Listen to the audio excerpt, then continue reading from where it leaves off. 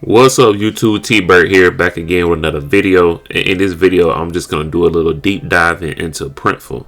So on my last video I received a comment that said my black hoodie came out so bad, I'm disappointed and don't think I'm going to use Printful. The white underbase was showing on the left side of the letters and the colors look flaky. Well, there could be a solution to that, and I think I went across this as I was doing a mock-up as well. But before I get started, this video is not sponsored by Printful. I'm not going to get any type of commission or anything like that making this video. This is simply T-Bird wanting to help the entrepreneurs out there and the ones that's passionate or interested into, you know, getting into printing on demand while using Printful. So with that being said, let's go to a mock-up really quickly. I will just do all shirts. I'll go to bestseller. And I have some examples of what I'm talking about already pre-designed to show you guys. So as you see, just have a basic black shirt, and I have two designs. I have a design that I made with I have a design both on transparent, but I have two designs. One had a black background before I made it transparent. One had a white background before I made it transparent. So let's click on this one, and you guys probably can't see this, so let me zoom in. And as you can see, it has this white outline on the logo. And if you guys have a white background and then make your logo or your letter transparent, nine times out of 10 it's gonna come out like this. You still see a little bit of white after you even make it transparent, and I don't know the reason for that, but that's just something that happens when you use these apps like Eraser app or something like that just erases the entire background. But in order to get around this, you have to zoom in. Let me zoom out for a second. But in order to just get around this, you would just have to make the product white.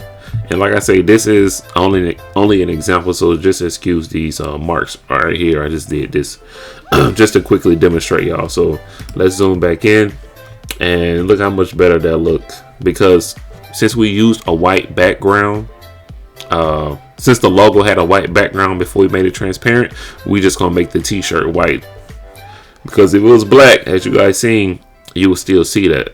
Now let's take it back a little bit, and I'm going to drop this second logo. And remember, this one had the black background before I made it transparent. On the white shirt, if you guys can see, it has, you probably can't see it too good, but it has black lines mixed in on the outline. It has black lines that's on the outline with the purple. And if I was to order this shirt, I'll be able to see it'll have these black lines. And what you'll have to do with this is, of course, you don't have to make it black, but make it a dark color.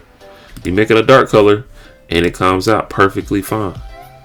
It comes out perfectly fine. It looks like, you know, hide black with black, you're gonna hide white with white. And this is something that I came across when I was using Printful. Well, I still am using Printful, but these are just some of the challenges, tips and tricks that we're gonna be running into, where we have to find something that could improvise the process, since a lot of us at home do not have, you know, a heat press machine or anything like that to where we can make our own t-shirts, you know.